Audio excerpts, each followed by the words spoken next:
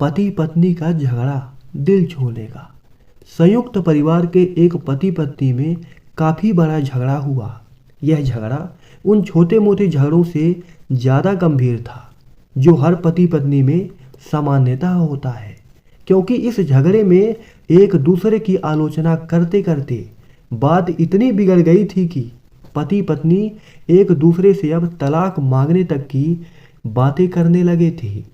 संयुक्त परिवार के बाकी के सभी लोग बहुत परेशान हो गए और वह सब भी किसी तरह इन दोनों को समझाकर इस झगड़े का अंत करना चाहते थे।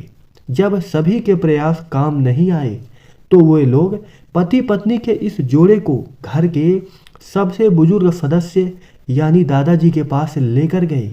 जब दोनों पति पत्नी दादाजी के कमरे में प्रवेश किए तो दादाजी ने उन दोनों को बैठने के लिए कहा। फिर पूछा कि बताओ तुम्हारी समस्या क्या है।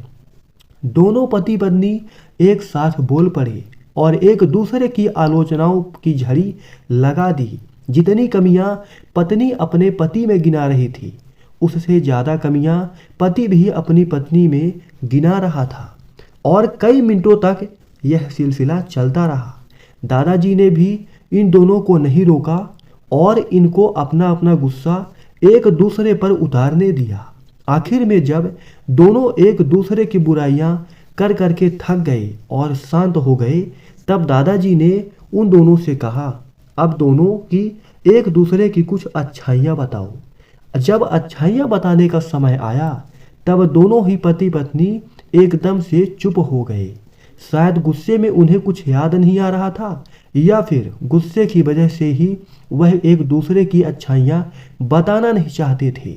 दादाजी ने यह बात भी महसूस कर ली। थोड़ी देर बाद जब तक कोई भी नहीं बोला तो दादाजी ने कहा, अच्छा ठीक है, यह लो पेपर और पेन और एक दूसरे की अच्छाइयाँ इसमें लिखने लगो। पति पत्नी दोनों ने ही पेपर और पेन लिया और एक दूसरे से काफ़ी दूर जाकर बैठ गए। थोड़ी देर तक ना पति ने कुछ लिखा ना पत्नी ने। फिर पति ने पेपर में कुछ लिखना शुरू किया। उसे देखकर पत्नी ने भी अपने पेपर में लिखना शुरू कर दिया। ऐसा लग रहा था जैसे दोनों एक दूसरे से कंपटीशन कर रहे हों।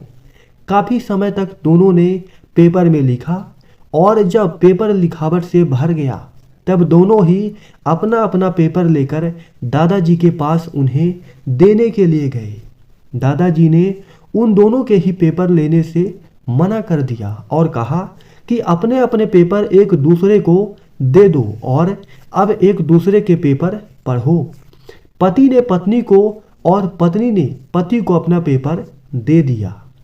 वे एक दूसरे के पेपर पढ़ने लगे। थोड़ी देर बाद पति और पत्नी दोनों के आंखों में आंसू आ गए थे। पेपर में अपने बारे में लिखी अच्छाइयाँ पढ़कर पत्नी तो फूट फूट कर रोने लगी।